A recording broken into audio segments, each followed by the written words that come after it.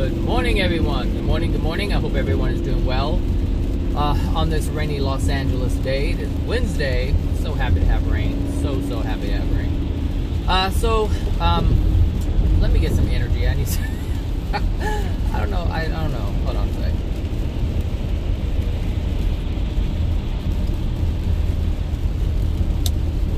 Alright, so... I want to talk about, I am going to talk about this whole I'm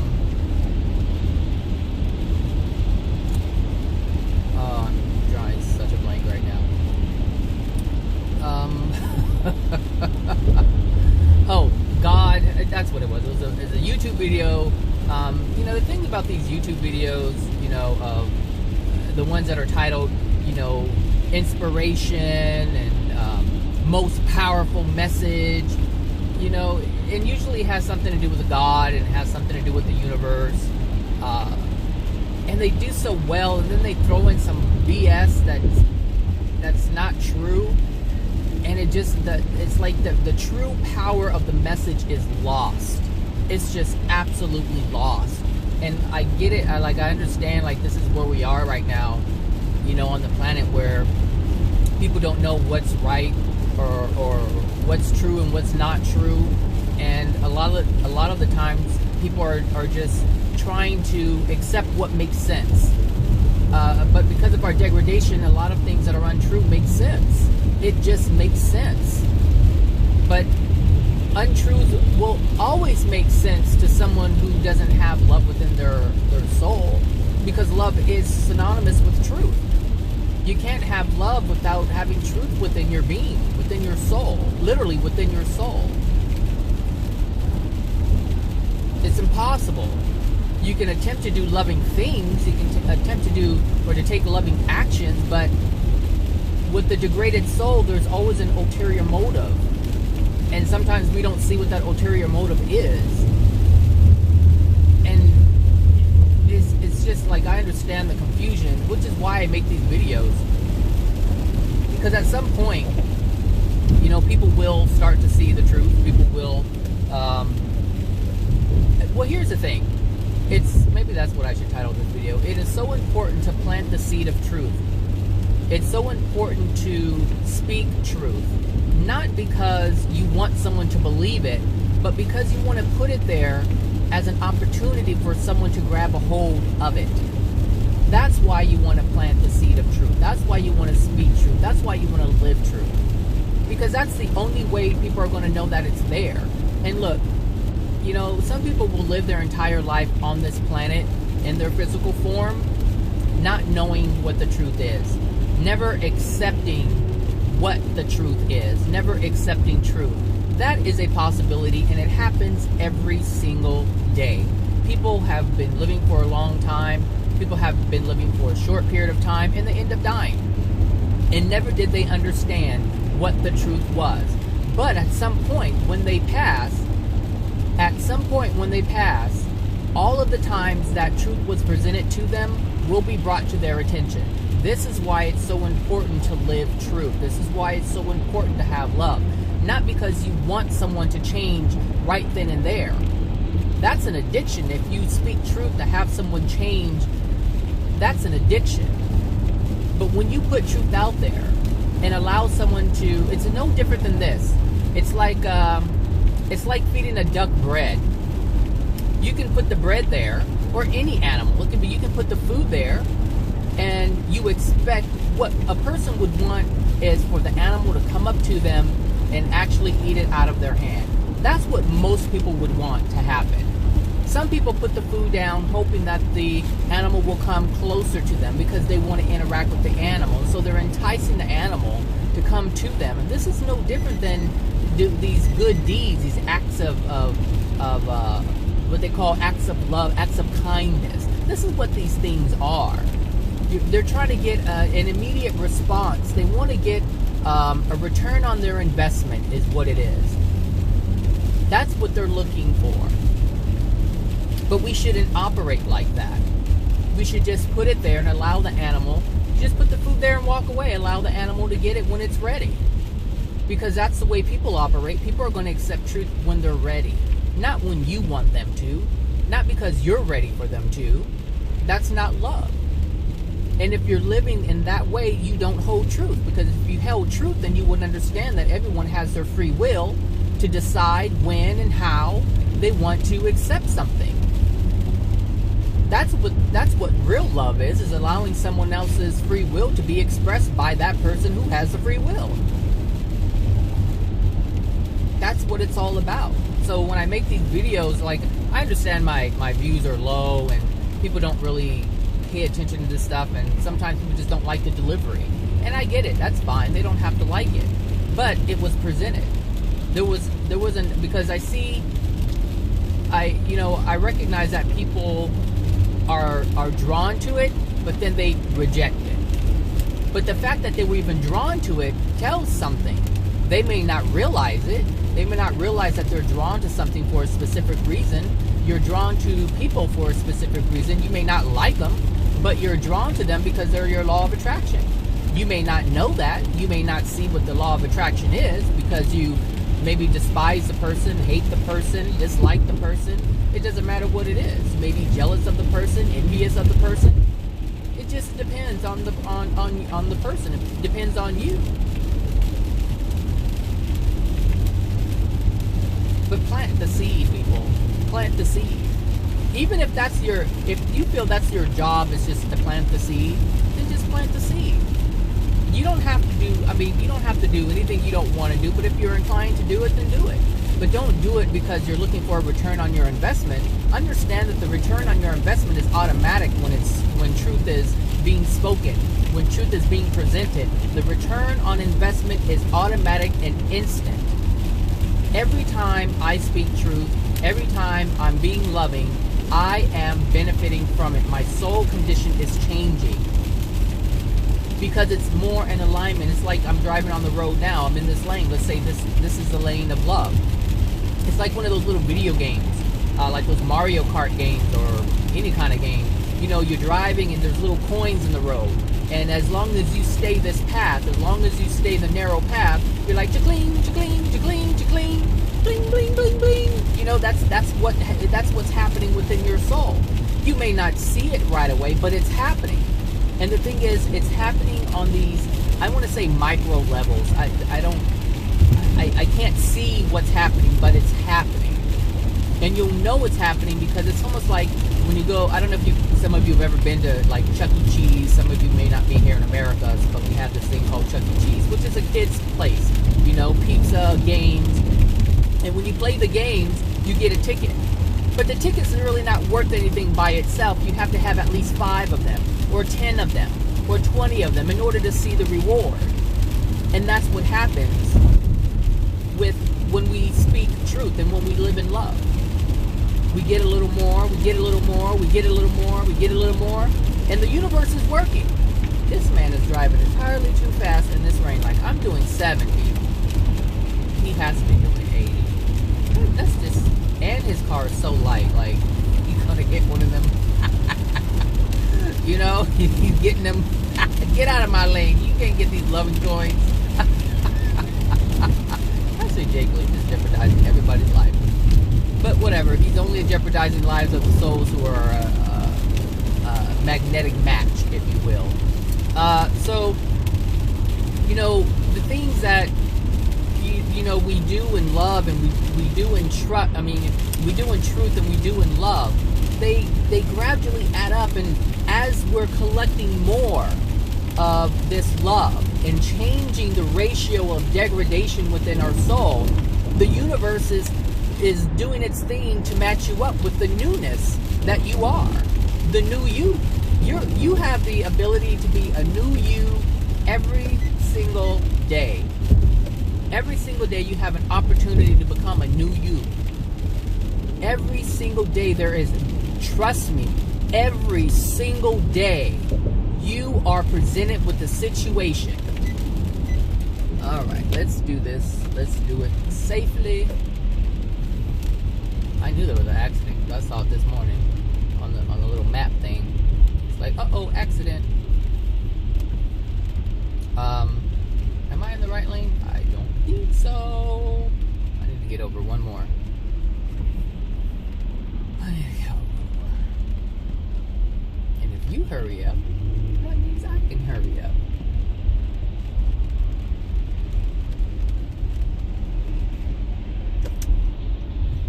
Just like that. Mama said that. Oh, I was in the okay lane. I was in the okay lane. I only saw.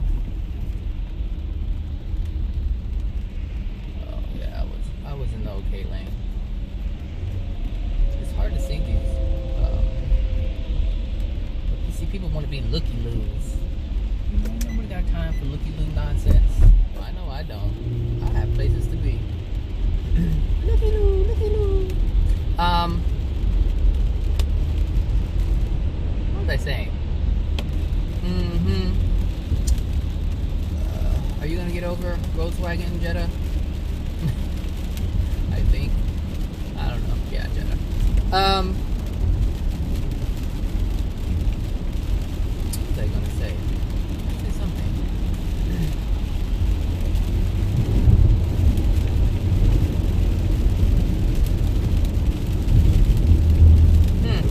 Anyway, oh yeah.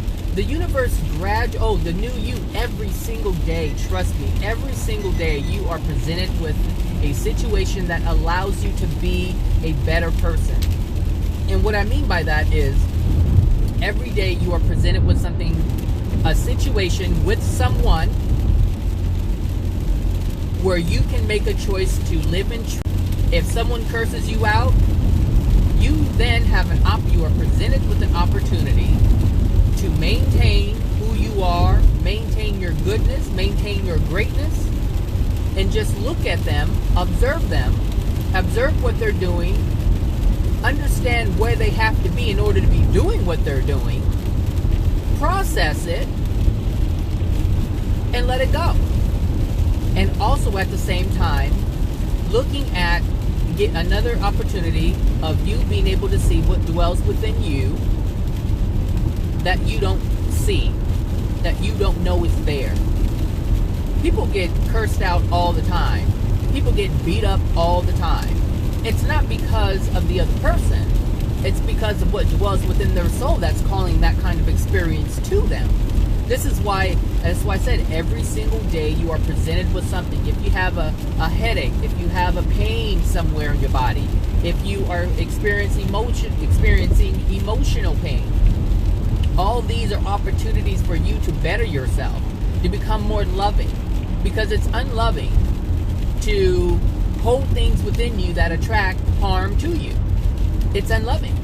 That's a lack of self-love. So now you're being given an opportunity to become more loving by recognizing that which dwells within your soul, understanding if it's a belief, understanding if it's an emotional injury, because sometimes we have beliefs. We have beliefs of people being a certain way. Even racism is a belief. It's a belief that sustains something. So if you believe that, if you're white and you believe that minorities are dirty and they're disgusting, and you have this idea of what disgusting is, let me tell you, you will be presented with these people, with these minorities who fit the bill of how you feel, of what you think about them, your belief about them. That's what is going to happen, because you are a creator, a self-fulfilling creator. All your experiences are self-fulfilling. Nobody is doing anything to you that you don't want to happen. And when I say want, I'm not talking about want of the mind. I'm talking about the want of the soul. All things in your soul are things that you want. This is why it's important to get rid of the pain, so you get rid of the anger. You get rid of the sadness. You get rid of the animosity. You get rid of the envy. You get rid of the jealousy. You get rid of the rage, that all this stuff that dwells within people. Get rid of it, and it doesn't have to be within your soul. Therefore, the universe doesn't have to bring it to you. You know, it's no different than a bill. You know, if you don't want an electric bill, then don't use electricity. It's just this thing. If you don't want to get these bills in the mail, then don't use the product. It's that simple. If you don't want a car payment, don't get a car. See? It's not going to come to you if you don't ask for it. But the thing is this is another thing that I saw in these ridiculous videos. Jesus Christ. So, in these videos, they say, God puts, God will help you out of this. The pain is just a way of life, but you depend on God. God will get you through it. But at the same time, they're saying that God is the one that's delivering these things to you, because there are some videos where these pastors and preachers and reverends and bishops will say God puts you in places to make you stronger. Can I get an amen? I said God puts things before you, pain, troubled water, so you can be stronger. This is what they say. And it's like, I'm listening to it, and they're like, yeah, and I'm thinking, no, that's not the way it works. That's not the way it works. It is not the way that it works, people. God does not put anything before you that is pain, just for the sake of it. God doesn't even put anything before you that is painful. God gives you all things for you to help you get out of the thing that you're in that's creating the pain. That energy that you're sitting in, the energy that you have within your being, it's within you. And so everything that you're being presented is due to your soul. God's not doing it. Your free will did it. The free will of your ancestors did it. Trust me, if your life was fucked up as a child, it's because your ancestors fucked it all up before you got here. That's just the fact. That's the truth of it. You can't change that, and the thing is, it's good that you can't change it, because now you know what to work with. Now you know how to work. Now you know how to navigate. Now you know how to understand. Now you know how to move about. Now you know how to feel about. People feel like their life is crap because God just hates them. There's just some people who believe that. They say, God will never put more upon you than you can handle, than you can bear. But that's not true. But it's this saying that is just, it's spewed out all over the place to help people get through. And just guess what? It doesn't help them get through. In the long run, it's just more and more and more and more. Because let me tell you, the soul is mighty, the soul is very powerful, but the soul also has its limitations when you limit the soul. The soul is only powerful when you accept love. I'm sure some of you have had these experiences in your past where you just couldn't take it anymore. It was just too much to bear. And then something happened. You started to see the world differently. You started to have a different understanding. You started understanding truth. And then you started to think and feel differently about the things that were happening. Same things happening. Same things happening. Mom's still an overbearing whatever. Dad's still a controlling whatever. But you see it differently. Same things happening in your life, but you see it differently. You understand it. This is because you've changed. You're still able to bear the things, but now you're able to bear it in a way that is not as debilitating or not debilitating. The thing is, it's still painful to go through whatever it is you're going through, but how you process it is different. That's what's important. Now that's the first step.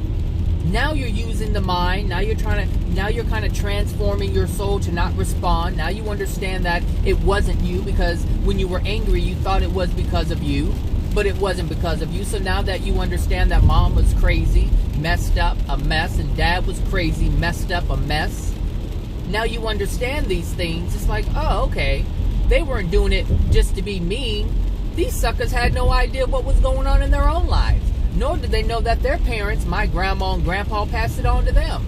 Like, I look at my mom's life and I'm like, well, shit, she got a shitty hand because her parents dealt her a shitty hand. I come from an ignorant family. A very ignorant family. But that's no different than a lot of families out there. I just realized it. And so I had to stop operating in the same ignorance that they were operating in. Because the ignorance that they were operating in, I was being taught by them. But I had to realize this, and I had to change. I had to make a decision for myself. And this is what you have to do as well. You have to make a decision that's going to benefit you in the most positive way.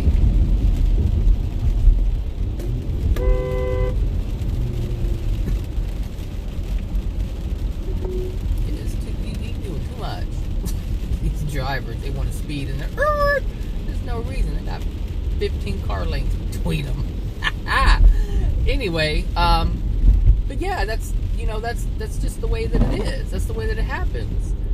You can't, and this is why you shouldn't blame anybody for the shitty hand you've been dealt if you've been dealt a shitty hand. Was I dealt a shitty hand? Absolutely. My life was miserable as a child. I hated it. I hated it. And there's many times I wish that I was just dead because I just hated it. That's how bad it was. It was, my childhood was so just freaking awful. I did not want to be here anymore. It was like too much. But as I grew older, now I'm 42 years old, I have a very clear, not the clearest, there's still some things that I don't understand on a soul level, some things I understand on an intellectual level, but I don't yet accept it on a soul level because there's things that are already preoccupying my soul. There's parts of my soul that are being preoccupied by untruth, by pain, by trauma. There are some things that I still desire. For instance, in my mind, I know I don't need any family. I don't need anyone to depend on or anything like that. In my mind. In my soul, there's still a desire for having family, for having a support system, because I didn't have that growing up. But that comes from my childhood. It doesn't come from my adulthood thinking. It doesn't come from my adulthood understanding. My childhood understanding, my childhood desire of wanting to be accepted by family is still there. That's not an adult desire. It's a childhood desire, which is why it's present right now. And I have to understand that. And this is, something that, people need to understand. You need to understand if this is you. A lot of what you went through and what you desired as a child that you did not get, or the things that, or the way you were being treated that you wish you didn't experience, those things are dominating your life today. Because your childhood you still desires that. You haven't rectified that yet. You haven't reconciled that. You have to get rid of that desire as a child. Understand, here's the thing, if you've ever desired something as a child and you didn't get it, you want to play games. I know. I say you want to play games. Nobody got time for you and your games. Drivers.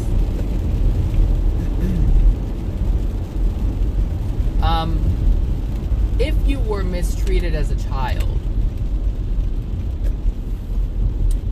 and you desired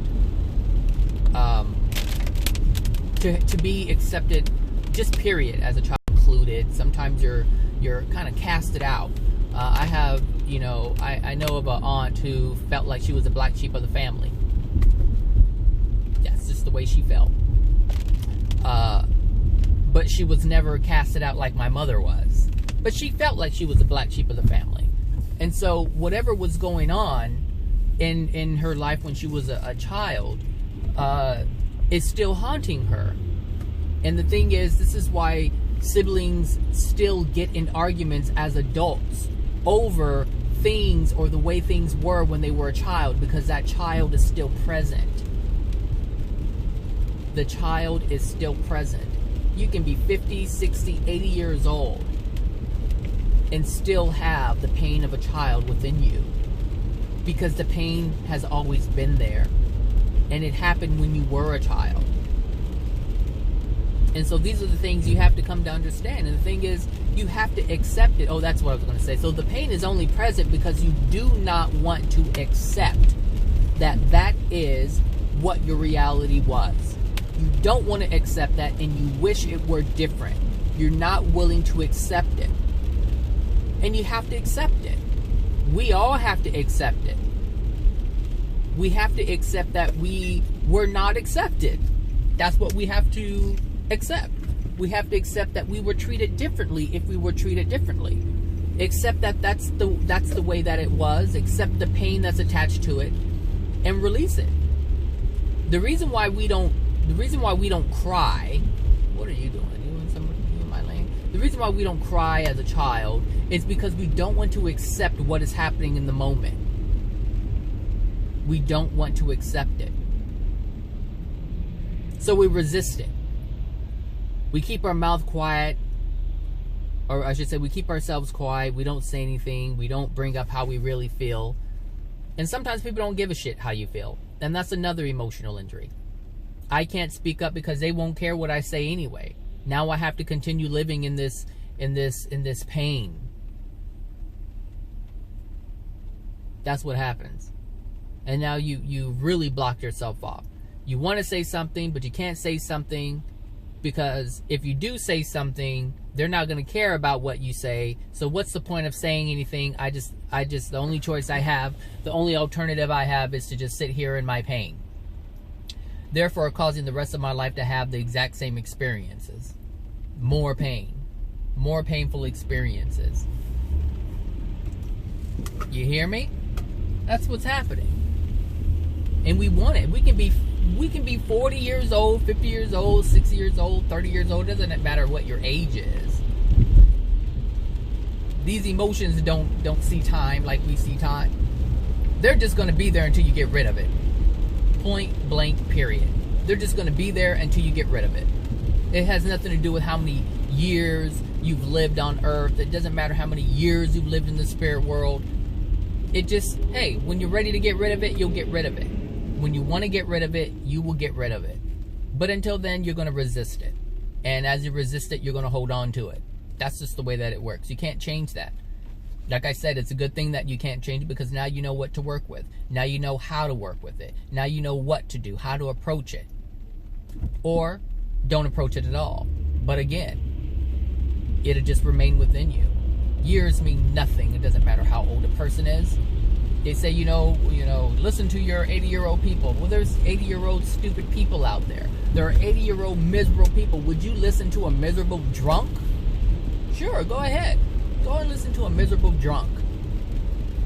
Because they actually have their shit together, right?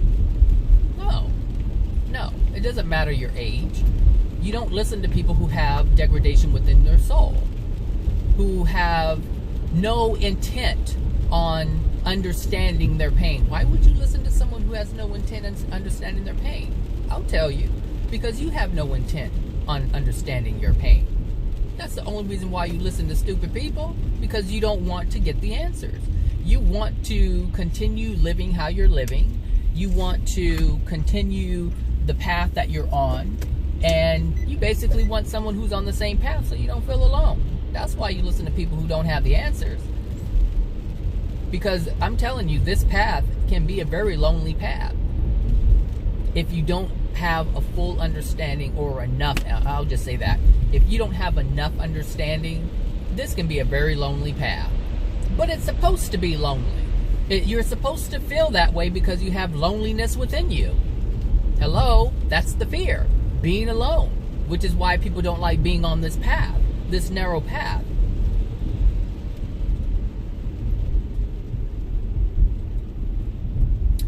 I left early. There's still, maybe, okay, never mind. Yeah, this path this path isn't easy, but it's only not easy to the people who want to hang on to the old way of life. That is the only way this path is not easy. Otherwise, it is easy. It is the easiest path. It is the easiest path. It's the path of less resistance. The thing is, sometimes people feel the resistance of others. But if you're feeling the resistance of others, that means that you're not solid in where you are. You're not solid in who you are. Your foundation is not set. It is of sand. It is basically of other people. You stand on the understanding of other people. You don't have your own understanding. You have your understanding that is based on other people around you. So when you try to do the narrow path, meaning when you try to be honest all the time, when you try to be truthful all the time, when you try to live in love all the time, when you try to do the loving thing all the time, people will frown, people will snicker, people will say things, they will condemn you, and you'll feel a certain kind of way about it. But the only reason why you feel a certain kind of way about it is because you're not solid in that yet. You're still dependent upon being accepted by other people. You have to be able to say, I don't care what you think. I don't care how you feel about the truth. And that's how you have to see it, people. You can't say, I don't care how you feel about what I believe in. That's bullshit. I can tell you that right now. That's bullshit, and you will always fail for the rest of your life if you continue to say that to yourself. You cannot say, I don't care about what you think about what I believe in. You can't say that. You have to be on the side of truth. Truth has to be able to, truth is this thing that is its own thing in and of itself. You cannot change it. It is what it is. Absolute truth is absolute truth. It was established before you were created. It will still be here after you're here and you're living your life for thousands of years. It will always be there. And so you have to say to yourself, I don't care that you don't believe in truth, because you have to believe in something. When the thing is, if you don't believe in yourself, this is why I say you should not say what I just said, because a lot of you do not believe in yourself. You do not have enough truth and love within your soul to say, I believe in myself. I believe in who I am. You don't have that yet. A lot of you don't have that yet. So for you to say, I don't care what you feel or how you feel about what I believe in, but you don't believe in yourself yet, which is why I suggest you not do that. What I suggest is, my thing is fogging up. What I suggest is for you to, like magic, just gone, just like that. What I suggest is for you to understand that truth is outside of you. It's something that you hold on to. It's an anchor. Love is something that is outside of you. It's something that you hold on to. It is an anchor. Once you hold on to it, and you hold on to it long enough for it to come inside your being, come inside your soul, allow the truth and love to transform your soul, to transform who you are then the anchor. And at that point you can say, I don't care about what you feel or think about what I believe in. But you have to be the anchor first. You can't be saying that, because a wave, any kind of wave, will come and just knock it away. And a wave is nothing but people's opinions about you. That's the wave. That's why, you say, these the saying about, your lies are built upon sand, and when a wave comes crashing upon the shore, it washes it away because it wasn't true. It must be solid, it must be stable, it must be sturdy, it must be anchored. So when the wave of someone's mouth comes at you, it's not going to do anything to you. It's not going to change how you feel about yourself. It's not going to change how you feel about the world. But what you can do is be solid in it when it comes, be able to see the untruth for what it is, and maybe get some more lessons out of it. Because if Boo Boo the fool who's giving out all these waves of lies and untruths can't see it, at least you can see it. You can have compassion. You can have understanding for them. This is what I do when people lie. It's like, okay, I see it. I know you're telling the untruth, but I also know you're wounded. You're a wounded creature. You're a wounded animal. You have no idea where you are or where you're going. And I understand why you're saying all of these unloving things. So, I'm going to do you the best thing that can happen, or I'm going to do for you the best thing I can do for you, which is to understand, which is to have compassion, which is not to beat you when you're down, which is not to kick you when you're already down. If someone is being angry and mean and spiteful, they're already jacked up. What do you want to hurt them more for? Only a degraded soul would want to do that and wouldn't know that they're doing it. But a loving soul, an understanding soul would know, hey, we don't do that. We don't do that. People are angry. You know, there are a lot of homeless people out there who are just angry. Just angry, mean people. And they try to boss you around. Hey, give me $5. Hey, you got all this. How come you can't help me? Blah, blah, blah. And you give them something. Sometimes they snatch it. Sometimes they don't say thank you. Again, you don't kick them while they're down. You don't get angry after you act. You're not supposed to act that way. You know what? Understand that they're in pain. And just, hey, say, you know what? Here you go. Here you go. I hope things get better for you. Pray for them. Pray for them. That's the most you can do is pray for them. And allow, because when you pray for them, here's the thing with prayer. Prayer is so amazing because I used to hate it. I used to hate praying. I used to be like, yeah, shit don't work, blah, blah, blah. I can admit that. But I didn't understand what prayer was. I understand it now. And I'm not talking about prayer for self. I'm talking about prayer for others. And it applies to self. But I'm talking about when you pray for other people. Because some people will say things like, oh, dear Lord, dear God, please help Sister Gail get through this cancer. Please have it removed from her body, Lord. We want to thank you for all the things you do, Lord. And all these blah, blah, blah, blah, blah. And that's what it is. It's blah, blah, blah, blah, blah. Because the Creator does not do anything like that. The Creator would not remove cancer from someone else just because you asked for it. Because the person who has cancer created it for themselves. So if they ask for it, if they ask for the cancer, if they ask for the cancer, if they created the cancer within them because they're asking for it, because it's within their soul, because suppressed anger is within their soul, why is God going to take that away from them when they ask for it? We can have whatever we ask for.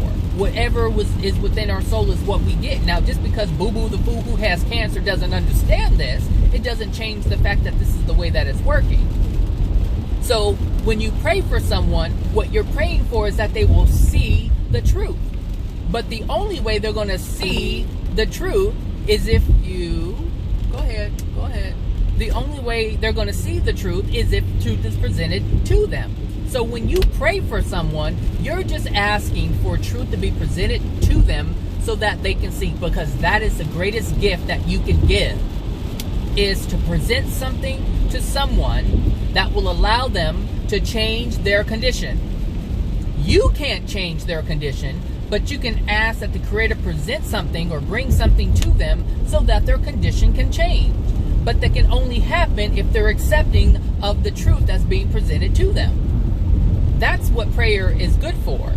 That's why that's why prayer is loving, because you're saying, I want to give this person a gift of clarity. I want to give this person the gift of understanding. But the thing is, that can't happen without the other person's participation.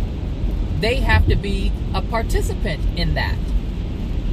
They have to say, okay, I want to understand.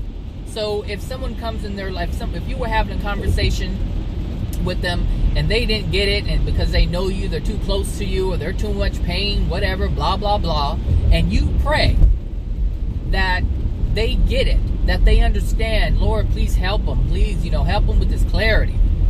And someone else comes into their life, completely unknown to them, and brings up the same topic of conversation that you were trying to have with them. That is what prayer does. It brings the truth to them so that they have the opportunity to grab on to truth. Look, someone who's drowning, and let me tell you, there's a lot of us out here who are drowning. We are drowning in our sea of chaos that we create for ourselves. It's like we're drowning in our own sewage. We take on all this negativity. We put it in this big pool, and we sit in the pool, and we're like, help me, and they're like, grab the lifesaver. And people are like, I don't want to grab it. I don't want to grab it. I don't want to work. It's too hard. Boo hoo hoo. Wah wah wah. Whatever. God hates me. Nobody loves me. Whatever it is that people say. Whatever it is. People say all kinds of things. It doesn't really matter what they're saying. But what's important is that they're being given the opportunity. And like I said before, every single day we are being given the opportunity. That's what I said in the beginning of this video. Every day we are given the opportunity to be a better person, to be a more truthful person, to be a more loving person. That is the opportunity we're given every day. Every day we're being thrown a lifesaver because we're drowning in our own cesspool of chaos due to the unloving degradation that we hold within our soul. So every day we are presented with something. Because even if someone doesn't pray for you, God is giving you, the Creator is giving you the opportunity to see what's going on within your life so that you can fix it. That's what I know. All these mad ass mean bitches around me, oh my God, I'm seeing it. I'm seeing it. And I'm feeling it. I used to ignore it. I used to just ignore it, but now I'm starting to feel it. I'm calm, but I'm just allowing myself to feel it, because that's one of the things that, one of the emotional injuries that's very strong within me. But I just allow it. I just allow the mistreatment to happen. There's nothing I can do about it. I can fight back, but if I fight back, I'm blocking the blessing. I'm blocking the message. So I don't want to block the message. I want to keep the message clear. It's almost like you're being given a message on a piece of paper and it's clear and you want to ignore it, so you throw water on it and then it's kind of muddled. Like the ink kind of runs all over the place and it's not as legible, it's not as clear. And so the message isn't as clear. And this is what's important to me, is getting the message. So this is why I don't try to erase it. I don't try to fight back.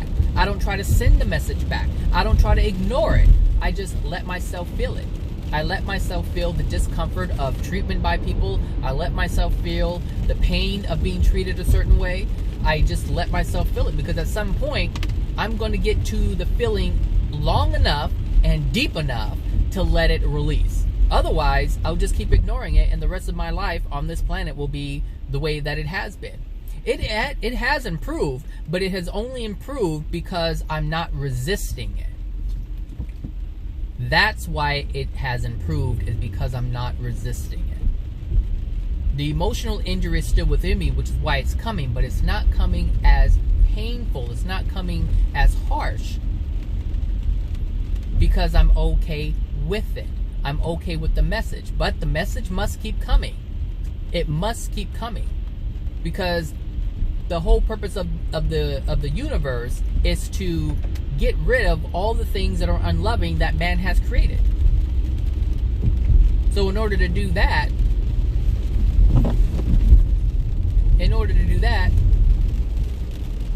I have to release it myself. You can't pray it away. I mean, you can, but there's another part to that. You have to be really engaged in, like, you can ask God to take it away. That can happen. Like, God can come and take the pain away, but you have to feel it. You have to feel it. So you can release it on your own, or you can ask for God's help. You have those options. But both ways, you have to feel it. You have to feel it coming out, and it's going to hurt. Like a splinter. You let it in there. It hurt when it went in. It hurt when it first happened. So it's going to hurt coming out. You didn't have the defense. You didn't have the proper defense. Your soul, your aura, if you will, for you New Agers, your aura wasn't solid. It wasn't strong. It had a lot of holes. And that's how the pain got in. It hurt coming in, but you couldn't do anything about it because you were already predispositioned for it. Your mom and your dad gave you a shitty aura with all kinds of fucked up holes in it, and now all kinds of fucked up things can happen to you. That's all it is. When I say an emotional injury is able to enter your soul, I'm saying traumatic experiences are able to affect you. They're able to come into your soul, get into your soul, affect your soul, and change your life experience. That's what happens. But as you learn truth, your aura, the holes close up. When the emotional injuries are released, that hole is closed up. It's strong, and now it's fortified with love, and it can't penetrate it. Darkness cannot penetrate love. So you cannot say you are a loving person when you're riddled with a bunch of pain. You're a wounded person. that doesn't have love to have a strong aura, which is why you're experiencing all these things. You hear me? Yes, this video was much better than yesterday's video and the one from the day before that I will not be uploading. That I will not be uploading those videos at all. I'm gonna delete those as soon as I get to work, so I don't change my mind. Oh my gosh, people. But yeah, plant the seed. Just, speak truth, live truth. It doesn't matter if people don't want to hear it. It doesn't matter if people don't believe it. That's fine. At some point, here's a good thing about the amazing thing, and I told you, return on investment. At some point, you will be known as a person who spoke truth to the person who was lost. You will be known in your Akashic record, if you will, in your, what is going on up here? Oh, in your cosmic resume. Some bullshit. It will go down in your cosmic resume as you doing X, Y, and Z, as you telling the truth, as you living in love and not having any expectations whatsoever. I don't expect anyone to change who listens to this video, but I know the power of change if they do listen to this video, which is why I put it out there. Just because some people won't listen doesn't mean that other people, I'm sorry, just because some people won't listen doesn't mean that other people won't listen. Does that come out right? It sounds weird. Yeah, I said it right. Just because some people won't listen doesn't mean that other people, well, just because some people don't want to listen doesn't mean that other people won't hear what you're saying and benefit from it. That sounded better. I think it said the same thing, but it sounded weird. So, yeah. Oh, man, I forgot my lunch. I wanted to bring soup because it was raining, so I didn't make a sandwich, and then I forgot the soup. Oh, well. I guess that's what money is for. Okay, well. Oh, I think I have... Do I have a soup in the office? I may have a soup left. Hopefully I do. I think I have it at home. Anyway. So there you have it, people. That's all I have, I guess, for that. Just, stay the course. Live the course for yourself. If you're not ready to share truth with other people, that's fine. Share it with yourself. Live it for yourself. Do it for yourself. And later on, you'll just be the living example of it. You'll just be the living example. That's it. That's probably the best way to go. To be the living example of truth. Instead of speaking it and not living it, live it. Live it, live it, live it, live it, live it, live it, live it. All right, everybody. You guys have a wonderful Wednesday, and I will talk to you guys later. All right. Bye now.